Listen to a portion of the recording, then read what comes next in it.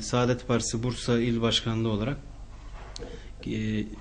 Başbakanın açıklamış olduğu demokratikleşme paketinden elbette umulan çıkmadı. Sebep şu: bu paketle ilgili yapılan görüşmeler, çeşitli mihraklarla, çeşitli yerlerle yapılan görüşmeler millete açıklanmamıştır. Dolayısıyla millet ne olduğunu, içeriğinin ne olduğunu, kimlerle ne görüşüldüğünü bilmemektedir. Dar bölge sistemi gibi bir sistemin getirilmesi. Dolayısıyla bizim için Saadet Partisi olarak temel hak ve hürriyetlerin genişlemesi ve ülkemizin normalleşmesini temin edecek her adımı destekliyoruz. Bunu açıklamıştık. Fakat burada milletin değil Avrupa'nın istekleri öne çıkmış gibi görünüyor. Avrupa'yı temel alıyoruz. Oysa biz Osmanlı'nın yaklaşık 1000 yıl dünyaya adalet getirdiği kendi medeniyetimizden referans almamız gerekiyordu. Dolayısıyla bu coğrafyaya adalet barış getiren Osmanlı'yı, yani kendi medeniyetimizi referans almadığı için sonucunun ülkemiz ve halkımız için, hatta bu çevremizdeki İslam alemi için hayır getirmeyeceğini düşünüyoruz.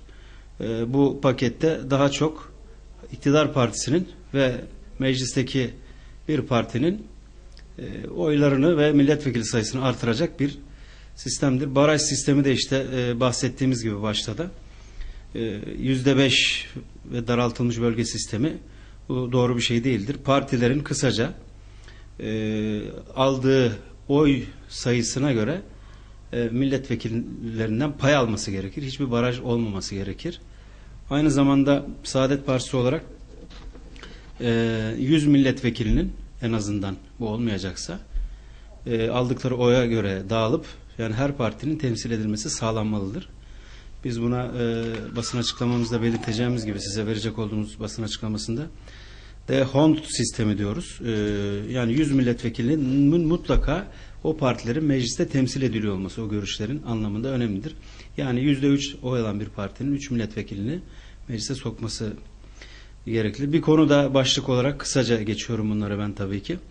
Hazine yardımıdır. İşte hazine yardımı da aynı şekilde aldığı oy oranında, kaç kişiden oy aldıysa, eğer 40 milyon seçmenimiz varsa bu dağıtılan payın 40 milyona bölünüp aldığı oy 800 binse, 1 milyonsa, 2 milyonsa bununla çarpılıp verilmesi gerekir. Barajı aşamıyor da verilmemesi bir haksızlıktır. Bu neye aykırıdır? Anayasanın devlet siyasi partilere yeterli düzeyde hakça mali yardım yapar ilkesine aykırıdır bu yapılan. Doğru olan aldığı oy oranında mutlaka hakkının verilmesidir. Bir de başörtüsü yasayla ilgili konu var. İşte siz şunu hekime serbest ama hakime yasak derseniz bu da bir ayrımcılık getirir. Siz başörtüyü çözüyorum derken bir noktaya yasak getiriyor olursunuz. Bu da ayrımcılığı getirir diyoruz. Yani o paragrafta onu söylüyoruz. Kamuda serbest, şurada yasak diyemezsiniz. Özgürlük, dini özgürlük herhangi bir şekilde kısıtlanmamalıdır. Bu inançla alakalı bir şeydir. Bunu kesinlikle şurada olur, burada olmaz şeklinde yapılması. Yani örneğin hakim dinini yaşamayacak mı, inancını? Bayan hakim örtünmek istiyorsa örtünmelidir. Yani hakim olursa bayan inancını yaşamasın ama efendime öğretmen olursa yaşasın. Doğru bir şey değildir. Bu da ayrımcılığı getirir. Siyasi partilere üyelik konusu var. Nefret suçları var. Bu manada işte nefret suçunun, nefret kavramının suç unsuru olarak gösterilmesi halinde, örneğin kısaca söyleyeyim, Batı'da Siyonizmi eleştirmek nefret suçu kapsamına girmektedir. Eğer bu yasa çıkarsa, yarın biz İsrail'in Ortadoğu'daki zulümlerini eleştirirsek bu suç kapsamına girebilecek, bu kanun çıkarsa. Bu da doğru değildir. Şu anda İsrail burada zulüm yapmaktadır. İnsanları öldürmektedir ki kimyasal silahlarla öldürdüğü halde kimse bir şey dememektedir.